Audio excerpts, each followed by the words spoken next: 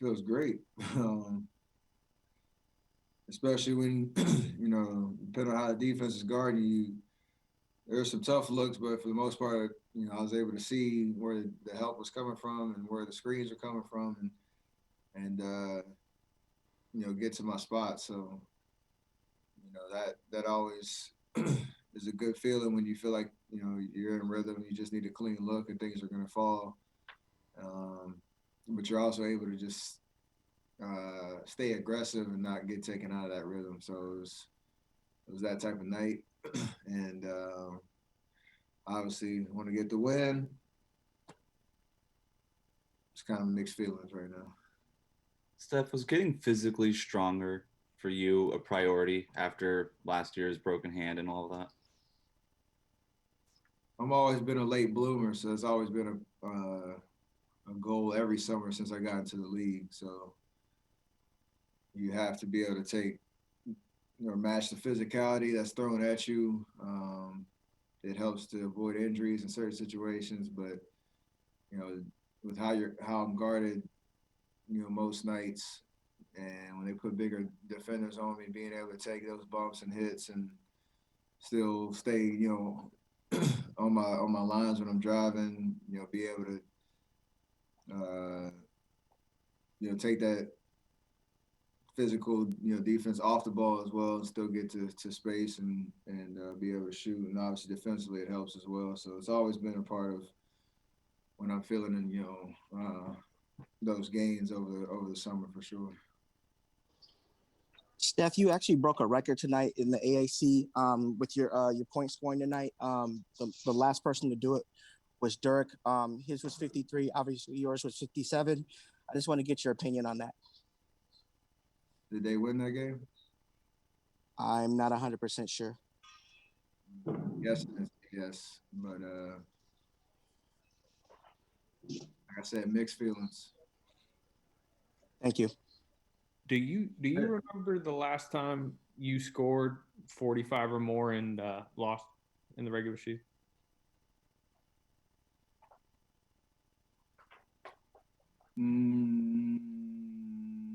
I don't. Is it New York? No, Portland 2014 late in the season overtime game. You might not even remember it. That one at all. Well, it has been. You did one of the Toronto Finals games. Actually, you scored 47, but it's been a while since you felt that. Does that add to the frustration of a loss when you go for 57 and lose? Absolutely, because I had a lot of good moments out there, and there's a lot of good energy, and we played really hard. They just made a couple more plays down the stretch, and obviously, that Cleaver three in the corner, that doesn't go in. We come down, maybe we steal the game at our last possession, but it's one of those you kind of just doing whatever it takes to try to get over the hump, and just a fun atmosphere competing at that level. But it is frustrating when you have a night like that and doesn't lead to a win. I'd be lying if I said I was happy right now. It was kind of weird, walking off the court knowing we didn't get the dub. Hi, Steph. Joe Barrett from Rapper Philippines. Dave, what do you? I just wanted to ask your opinion on the lean and the fouls they called for Luca tonight. They called it 2 or 3 for him, and what do you think about that? And they also, I also saw you try to draw one, but they called the travel on you. So I just wanted to get your thoughts on that. Those are tough plays. I know. As a shooter, you always want to take advantage of defense leaving their feet or coming into your space. But it's a fine line between,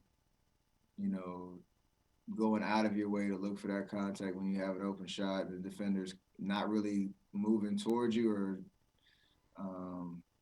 invading your space and you kind of seek out that contact. I do it from time to time. They call a travel on me. Could have seen that in other plays. It kind of is what it is in that respect. But it is a tough play to officiate because you have to determine if the guy's getting up in the air, if he's coming into, the shooter, or, if it's straight on or if it's to the side and all that type of stuff. At the end of the day, I don't try it as much because I feel like if I get space, I can knock it down. So maybe I have to figure out, a couple more tricks up my sleeve and the gamesmanship of that and try to get to the free throw line a little bit more. Thanks for watching ESPN on YouTube. For live streaming sports and premium content, subscribe to ESPN+.